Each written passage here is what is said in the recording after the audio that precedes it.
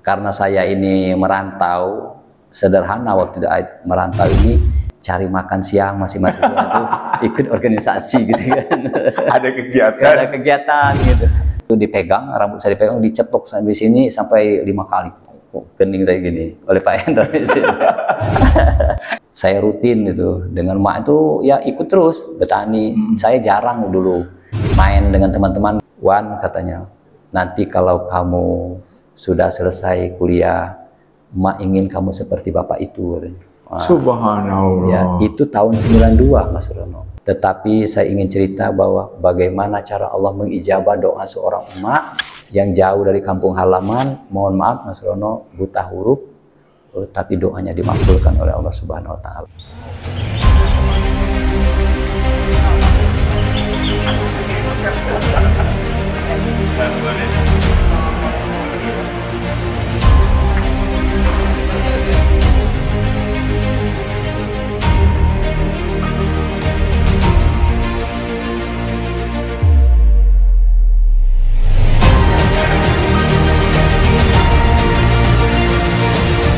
Assalamualaikum warahmatullahi wabarakatuh. Waalaikumsalam warahmatullahi wabarakatuh. Salam sejahtera untuk kita semua. Ketemu lagi dengan saya Surono di podcast Ruang Tamu Rumah Kebaikan.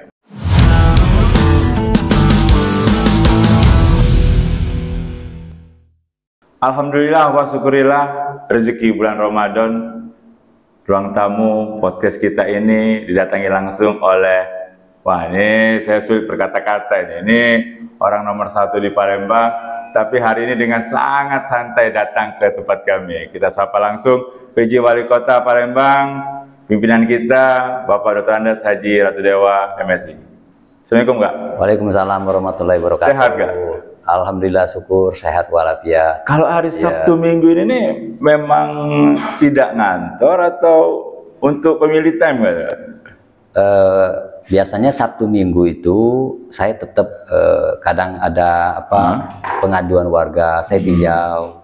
Tapi kalau tidak ada biasanya saya sama anak-anak dan juga sama keluarga.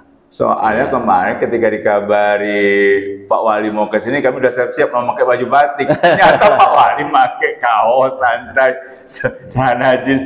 Memang kalau mengunjungi warga juga dengan style kayak ini kan? Ya, saya ingin tampil apa adanya, tidak perlu dibuat-buat, natural saja. Termasuk kalau saya melihat pengaduan masyarakat, saya itu males kalau runtung-runtung rame, saya ngalir saja lah. Tapi kan kalau masyarakat didatangi Pak Wali itu biasanya mereka tahu tidak lebih dahulu? Biasanya kadang dibocorin oleh protokol. Kalau saya itu tidak mau sebenarnya, jadi saya mau spontan gitu kan. Berarti nanti kita omongi ke Amri, jangan terlalu banyak ngasih tahu warga lah, biar lebih kejutan. Ya. Izin pengunjung Ruang Tamu Rumah Kebaikan, saya tidak akan bicara yang berat-beratnya dengan Pak Wali. Saya akan mengulik hal-hal yang mungkin ada yang tahu, tapi banyak juga yang tidak tahu. Beberapa patah unik tentang wali kota kita. Yang pertama nih, saya kasih tahu. Mungkin banyak nih yang tidak tahu kalau tanggal lahir Pak Wali itu adalah 17 Agustus 1965. 69. 69. Ya. 17 Agustus. Jadi kalau ulang tahun bukan satu keluarga ngerayakan Pak Wali, se-Indonesia. Iya. Jadi itu ada ceritanya, ya Allah. Jadi Mas Rono, ceritanya waktu itu bapak saya jadi inspektur upacara di Kecamatan Muara Kuang. Jadi jarak antara desa saya dengan kecamatan itu agak relatif jauh.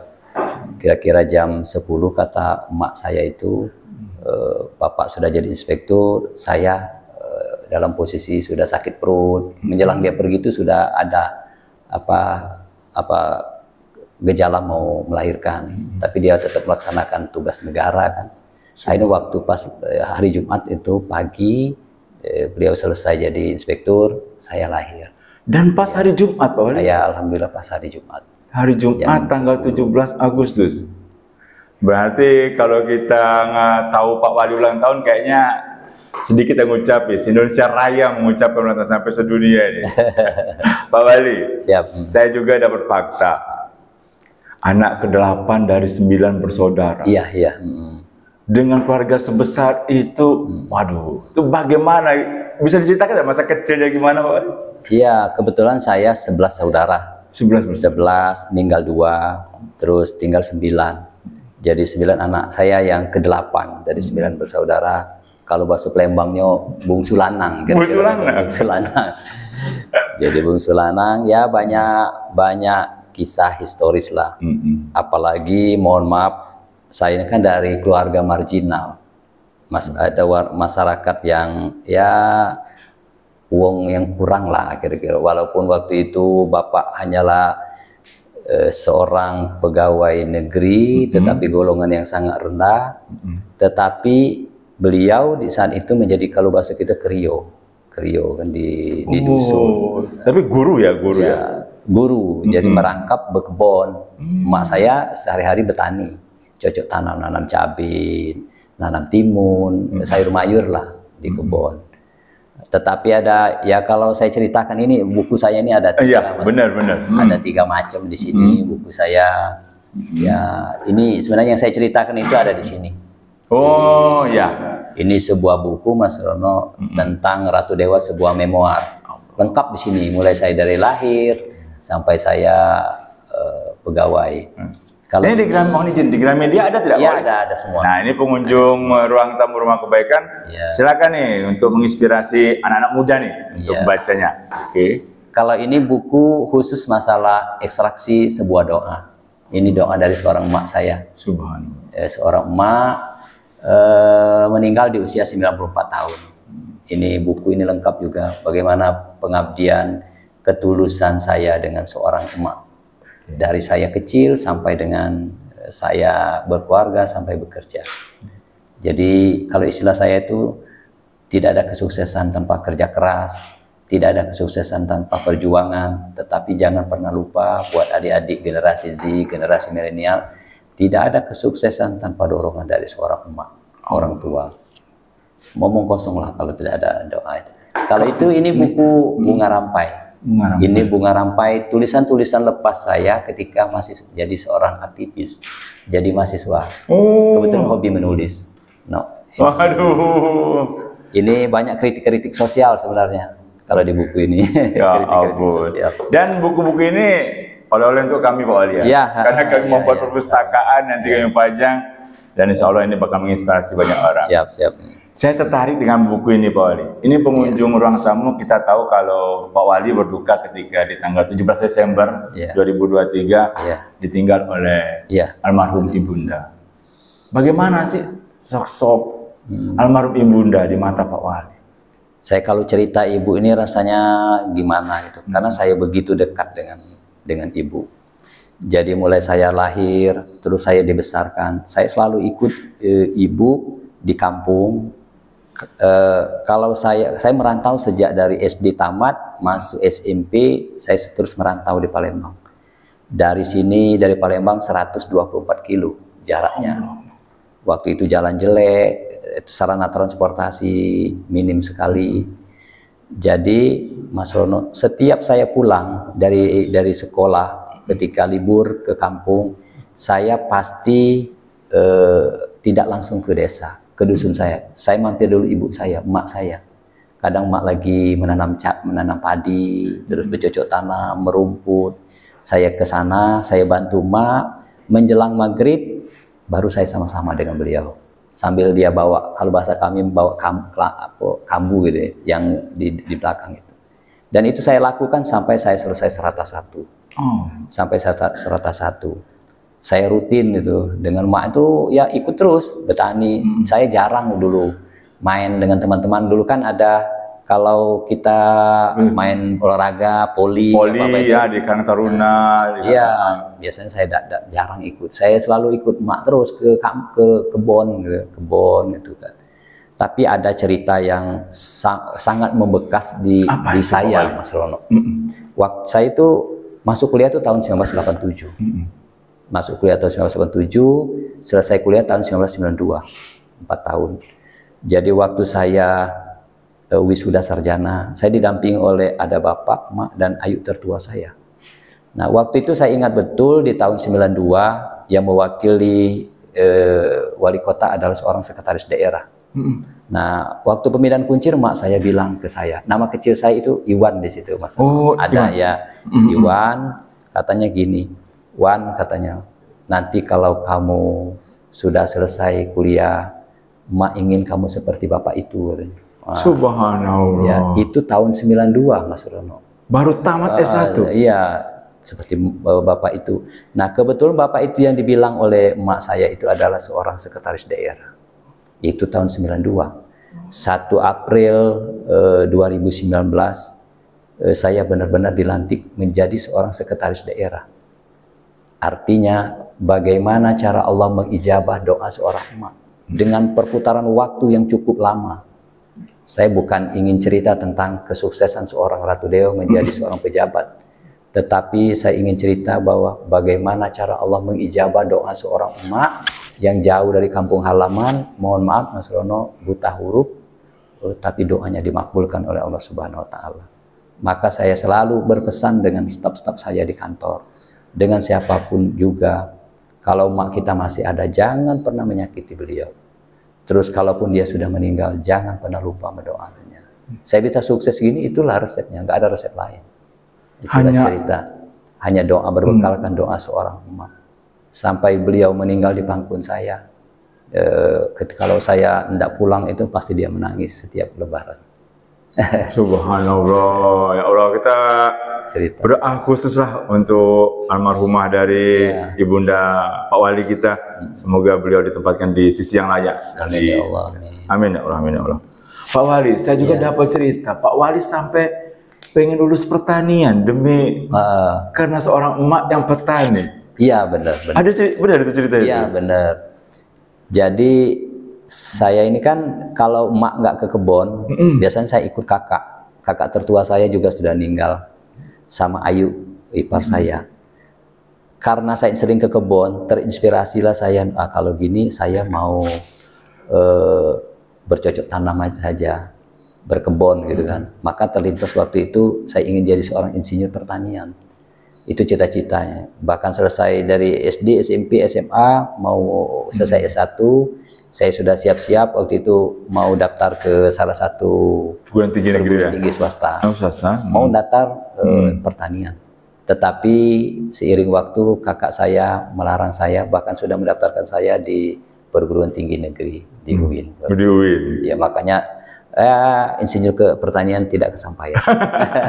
Tapi setidaknya kesampaian karena doa seorang emak lah, ibunda lah. Iya. Dan ketika menyapai ke situ, ngobrol tidak kembali dengan emak, akhirnya doa emak tercapai. Iya, sempat tersampaikan? Sempat juga tercapai, cerita dengan emak. Ya kalau emak saya itu bilang, ya ingin nih, ya ikuti saja kata hati kamu. Mana yang menurut kamu pas, mana yang menurut kamu lebih enak untuk belajar, ikuti saja. Selalu berpesan begitu. Dan emak itu selalu menekankan saya kepada hal yang bersifat bijak ya. Setiap saya pulang itu pasti emak tuh bilang, katanya, Wan, kamu jangan pernah sombong, terus jangan pernah angkuh. Kalau ketemu orang yang lebih tua dari kamu, kalau bahasa kami di kampung itu sujud, artinya salim kan, hormati dia. Di mana dia ada, kamu sujud dengan dia. Nanti takut kamu pulang ke kampung, dibilang orang sombong, oh anak Ibu Zalipa, anak Pak Ciden kok sombong, baru sekolah di Palembang. Emak itu selalu mewanti-wanti. Bahkan dia sakit pun ketika saya mau ke Palembang selalu masih bilang gitu dengan beliau. Terakhir dia bilang, doakan terus emak biar sehat, katanya begitu. Selalu bilang jangan sombong, tampillah apa adanya, jadilah orang yang sederhana. Selalu bilang begitu. Nah ketika izin nih Pak Wali, ketika karir Pak Wali semakin menanjak sampai saat ini, Ibunda selalu mengingatkan, masih tetap memberikan petua-petua, masih konsultasi Pak Wali ketika kemarin dilantik menjadi PJ Wali Kota. Ya mak itulah bilang jangan pernah berubah. Selalu bilang gitu. Setinggi apapun jabatan kamu, jangan pernah berubah. Dengan orang tua, dengan orang-orang di kampung, dengan teman-teman sejawat kamu, jangan pernah berubah. Dia bilang gitu. Makanya kayaknya ini nular ke anak-anak saya. Jadi anak-anak saya itu ada yang SMP, terus yang 2 kuliah, yang 1 sudah selesai. Mulai dia dari SMP, dia tuh paling alergi dibilang anak seorang pejabat, paling nggak mau. Sampai sekarang saya juga sampai heran kan, nggak mau. Bahkan dia itu marah betul kalau ketahuan dengan teman-temannya, oh ini anak sekda, oh paling nggak mau dia. Bahkan yang sekarang sudah di perguruan tinggi itu, oh, itu marah betul. Ada akhirnya tahu kan dosennya, itu sampai dia cemberut terus pulang kan. Nah yang dramatis lagi Mas Rono, saya heran kan anak saya dari nomor 1, yang nomor 2 ketika kuliah di Unsri itu selalu tidak mau pakai mobil kan. Padahal kita adalah mobil pribadi pakai takut hujan. Saya tanya alasannya, kenapa tidak mau pakai mobil? Sudah ya, nanti dibilang orang sombong katanya. Padahal maksud saya kan ya itu kan untuk kebutuhan. Iya, kebutuhan. Kan jauh yang di Indralaya, yang di Bukit. Yang di Bukit. Yang di Bukit. Tapi kadang ke Indralaya. Kadang ke Indralaya kan. Ya tapi kan kebutuhan Pak Wali, bukan sombong atau apalah. Jadi yang nomor 3 itu ya kadang naik bus, kadang dia naik Grab, naik Gokar. Biasa aku lihat. Bahkan yang bungsu itu les. Nggak mau dia diantar sini, mau. Itu memang mereka timbul dari diri sendiri? Timbul dari sendiri, saya nggak pernah. Timbul dari mereka sendiri kan. Empat orang itu gitu semua, tipikalnya gitu semua.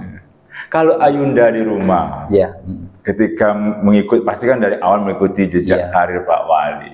Perubahan-perubahan yang terjadi di Pak Wali, bagaimana sih respon dari Ayunda? Ya, kalau ibu ini kan istri saya itu dia sudah ditempa anak seorang yatim ya. Umur 3 tahun dia sudah ditinggalkan oleh orang tuanya, bapaknya sudah meninggal. Jadi dia sudah ditempa, dan ketika saya sebelum nikah saya sudah berpesan dengan istri saya, ini hobinya organisasi, tolong dimaklumi itu kan, dan dia cukup maklum. Tetapi alhamdulillah setiap apapun kegiatan saya di kantor, di organisasi, beliau selalu support lah.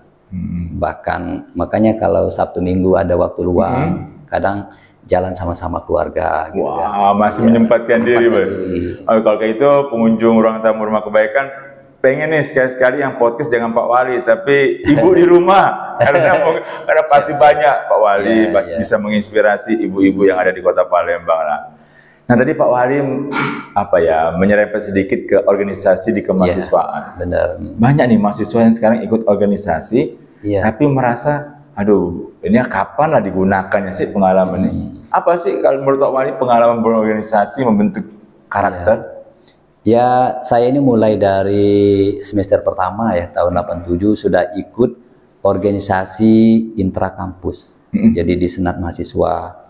Kalau di ekstra itu saya ada di Pergerakan Mahasiswa Islam Indonesia, pernah juga di KNPI, di Ansor, dan juga organisasi-organisasi lain.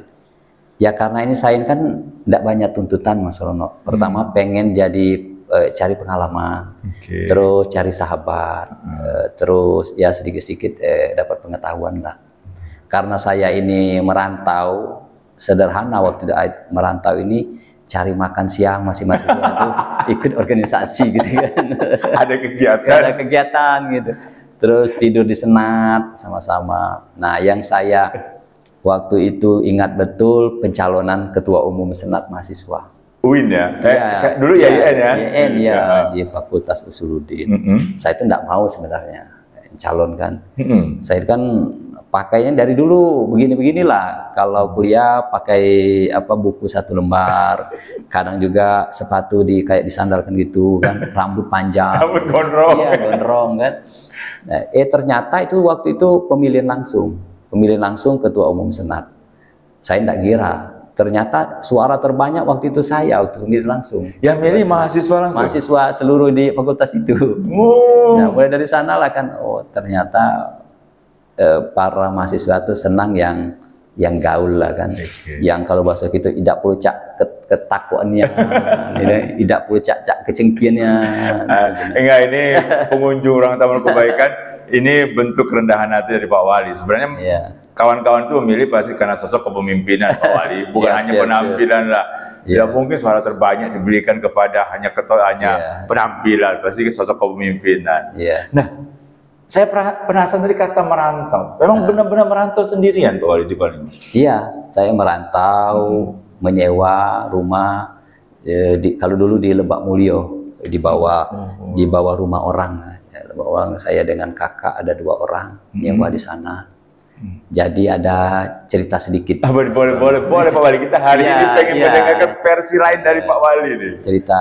Jadi waktu saya mulai dari SMP, SMA, saya ikut kakak tadi merantau di bawah rumah itu. Di bawah rumah namanya Pak Saripudin. Oh, ingat saya. Iya, Pak Saripudin kan. Jadi ketika saya jadi sekda, saya ninjau ke kantor kelurahan. Iya. Kantor kelurahan di daerah Sukarame. Pas saya ke sana, ternyata ada di sana seorang staf, di kelurahan. Bayangan saya ingat, jangan-jangan ini Pak Udin, saya bilang kan. Pak Udin waktu saya masih SMP. Saya tanya, langsung saya dipeluknya. Dia panggil, "Iya Wan, aku nih Kak Udin, kau yang..." Ya Allah. Jadi saya ingin balas jasa dia. Bagaimana dia ngajak saya, karena dia punya rumah kan, sering diajarinya waktu saya SMP kan, saya SMA oleh Kak Udin. Saya ingin balas jasa dia. Saya jadikan dia itu seorang kepala bidang di dinas sosial. Subhanallah. Saya jadikan, saya bentuk ungkapan terima kasih, penghargaan dengan Pak Udin yang saya pernah nyewa di rumah dia. Tidak ada ikatan apa-apa, langsung dari dia waktu itu PLT di Seklur, di kelurahan, langsung saya angkat jadi kepala bidang di dinas sosial. Berarti banyak histori dengan Pak Udin itu. Banyak sekali. Jadi sekarang udah pensiun. Udah pensiun. Jangan-jangan pas ngekos dulu banyak makan di rumah beliau. Iya benar. Benar ya. Benar iya. Banyak di rumah beliau. Ya namanya anak kos kan, kalau tuan rumahnya lagi ada acara pasti ngikut makan juga gitu. Terus ada lagi waktu saya dari Jakarta, saya ke bandara, begitu saya mau naik taksi, sampai di rumah saya nggak nyangka betul, tadi jalan Tuhan semua. Ternyata taksi yang saya tumpang itu adalah teman sebangku saya. Taksi yang saya tumpang itu namanya John Kennedy. Ya Allah John, akhirnya kami lama. Saya ajak dia gabung dengan saya, kerja sama-sama. Ya kalau dulu kan non PNSD atau tenaga apalah, dia gabung sama saya. Dia tidak mau. Kenapa kau tidak mau? Biarlah ada usaha, biarlah profesi sebagai supir, dia bilang. Sampai sekarang. Jadi saya itu Mas Rono, dari saya mulai jadi kepala BKPSDM, saya jadi kepala DPM PTSP, bahkan saya sampai sekda, seluruh teman-teman saya cari semua. Saya cari teman sebangku saya cari, kalau yang di birokrat saya cari, yang yang di tempat-tempat kerja swasta, saya cari semua. Saya ingin ketemu dengan mereka. Alhamdulillah ada yang ketemu, ada yang tidak. Apa alasannya pengen ketemu mereka tuh? Ya, saya ini sederhana sebenarnya, pengen masa-masa saya sama mereka dulu kan, ngobrol sama-sama, karena saya tidak bisa jadi begini kalau tidak dengan support teman-teman saya itu kan. Sebangku sama-sama, kami kan pergi sama-sama, kadang makan pempek sama-sama. Jadi kenang-kenangan seperti itu kan saya ingin buka memori. Apalagi ketika jadi ketua senat tadi Pak Wali ya, pasti banyak sekali ya bersinggungan dengan teman-teman. Pas zaman itu ada tidak peristiwa yang paling berkesan ketika ketua senat, demo atau apa? Nah itu dia. Apa itu? Jadi waktu itu saya pernah sebagai ketua senat pimpin demo lah, demo ke pihak rektorat. Demo ke rektorat sendiri? Ke rektorat sendiri. Jadi kalau saya ingat waktu itu. Nakal, Pak Wali. Jadi demo cuman gara-garanya sepele. Apa tuh? Karena waktu ada seminar nasional.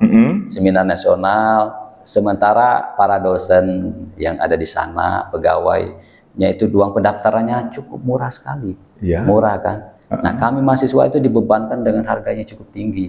Nah saya protes itu kan, kami minta gratis gitu kan. Sama teman-teman, saya ingat sampai melempari kaca-kaca kantor rektorat. Udah pecah? Iya, aduh akhirnya dikabulkan. Semua kami yang ikut seminar nasional itu free akhirnya. Yang pihak dosen, pihak rektorat bayar semua. Tapi jujur dipanggil ya? Iya, dipanggil lah. Dipanggil oleh pembantu rektor 3 waktu itu. Diapain Pak? Ya dikasih pembinaan lah, tidak boleh gini. Coba kamu seorang intelektual, buat konsep begini-begini, tidak harus turun ke jalan.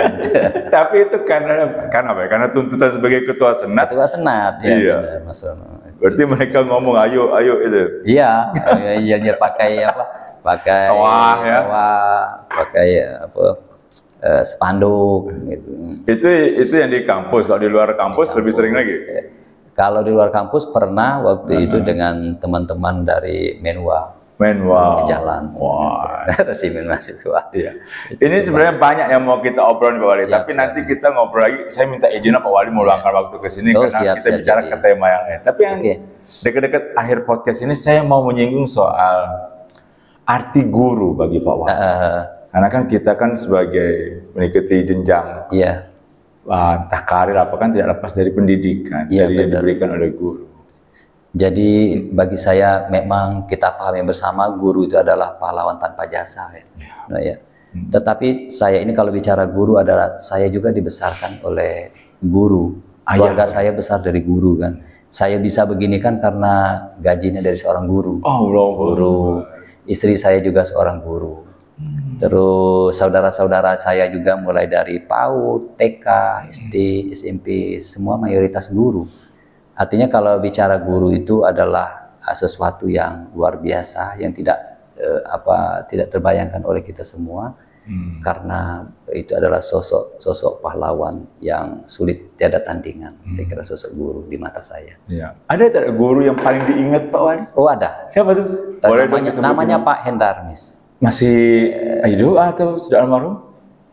Terakhir? Rasanya masih hidup. Masih ya? Itu guru apa? Guru kalau dulu PMPB. Pendidikan Moral Pancasila. Nah, jadi saya itu disuruh di jenjang apa? SD, SMP, SMP. Waktu itu Mas Rono, saya disuruh menghafal butir-butir Pancasila. Banyak Pak Wali. Banyak, ada 54 butir. 50? Iya, 50-an itu. 54 butir rasanya.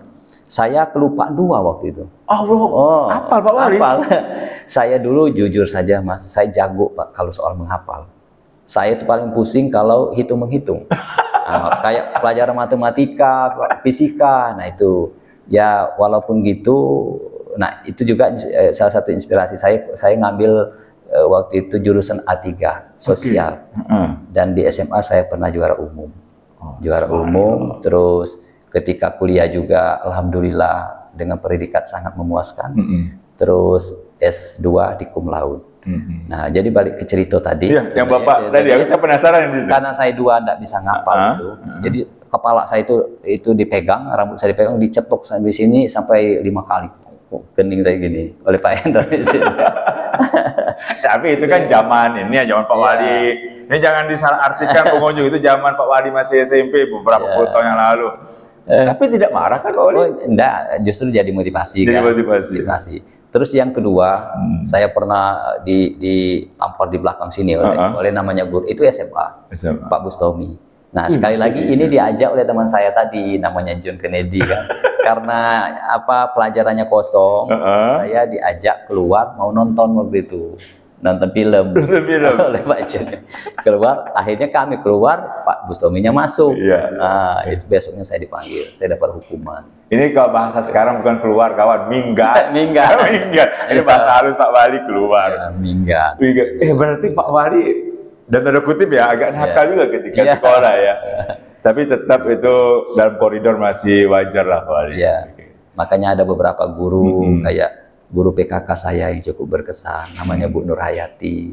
Terus ada lagi guru biologi saya, kemarin saya temui, saya datangi beliau itu kan. Saya taruh hormat dengan beliau. Beliau nggak nyangka kan. Didatangi ke rumah? Saya datangi, ke rumah beliau. Dan Pak Wali sampai tahu rumah beliau? Emang dari saya lacak, saya cari. Saya lalu dilacak? Iya. Waduh. Kebetulan ketemu dengan teman-teman yang saya cari tadi kan. Ada grup di sana, saya cari di mana ini. Akhirnya ketemu. Inilah berarti beruntung nih teman-teman dekat Pak Wali di masa SD, SMP, SMA bisa berhubungan komunikasi lagi dengan Pak Wali. Terakhir nih Pak Wali, dapat cerita juga nih. Pas S1 lulusan tercepat terus jadi dosen luar biasa. Ya benar. Itu memang lulusan tercepat tuh gimana sih? Jenjang berapa tahun sih kuliah Wali? Ya 4 tahun 2 bulan. 4 tahun 2 bulan. Tadi ya saya itu cuman bermodalkan kalau bahasa wong tidak neko-nekolat, tekun kira-kira kan, rajin yang perintah-perintah dosen itu dituruti. Akhirnya begitu saya selesai langsung diangkat menjadi dosen luar biasa. Mengajarlah dulu ilmu komunikasi. Ilmu komunikasi. Terus sampai saya bekerja di penerangan. Saya bekerja itu Mas Rono, waktu itu formasinya 12 orang. 12 orang. Saya diterima itu yang urutan ke-12. Oh. Yang ke-12. Kita lihat nama, oh saya lulus yang ke-12. Saya 3 kali tes. Tes pertama saya ikut dosen UIN. Nah itu ada Profesor Dr. Alfi Yulizun Azwar. Itu teman dekat saya. Nah, Alfi. Terus tes kedua saya ikut Sepamirwa. Sepamirwa itu waktu itu lulus saya tahap awal, tahap kedua mengambil angkatan udara. Baru tes ketiga ikut pegawai negeri sipil, lulus di yang urutan yang ke-12. Itu cemas juga Pak Wali, 12. Iya. Satu dewa. Alhamdulillah. Kalau lewat itu sulit juga di Bali ya. Oke, baik pengunjung ruang tamu ruang kebaikan. Saya yakin Pak Wali masih banyak agenda yang lain, tapi sebenarnya ada satu segmen yang nanti mungkin Pak Wali kesini lagi kita bicara tentang jenjang karir Pak Wali yang katanya mulai dari bawah benar sampai menjadi sekarang orang nomor 1 di Kota Palembang. Pengunjung ruang tamu rumah kebaikan, sebelum saya tutup, saya ingin minta Pak Wali untuk menyampaikan pesan kepada generasi muda saat ini. Bagaimana menyikapi dalam berorganisasi dan dalam kehidupan di masyarakat. Silakan Pak Wali. Ya, ada 2 pesan buat teman-teman generasi milenial dan generasi Z khususnya ya. Pertama, tidak ada kesuksesan tanpa kerja keras, tidak ada kesuksesan tanpa perjuangan, dan tidak ada kesuksesan tanpa dorongan doa dari kedua orang tua, khususnya ibu. Dan pesan saya yang kedua adalah, hari kemarin adalah sejarah, hari ini adalah milik kita, hari depan adalah tantangan. Saya kira itu. Waduh, subhanallah. Pesan yang singkat dan padat. Saya masih punya ibu Pak Wali. Sekarang tinggal di Jakarta bersama adik saya. Pesan Pak Wali tadi langsung mendebarkan dan ingin segera menelpon ibu saya. Terima kasih untuk wejangannya Pak Wali. Terima kasih untuk nasihatnya. Terima kasih untuk berbagi pengalamannya. Baik pengunjung ruang tamu rumah kebaikan, inilah Pak Wali kita. Kita doakan semoga selalu sehat, sukses, dan karir beliau semakin bagus sehingga bisa membangun Kota Palembang menjadi lebih baik lagi. Saya tutup. Wassalamualaikum warahmatullahi wabarakatuh. Waalaikumsalam warahmatullahi wabarakatuh. Terima kasih banyak Pak Wali. Siap.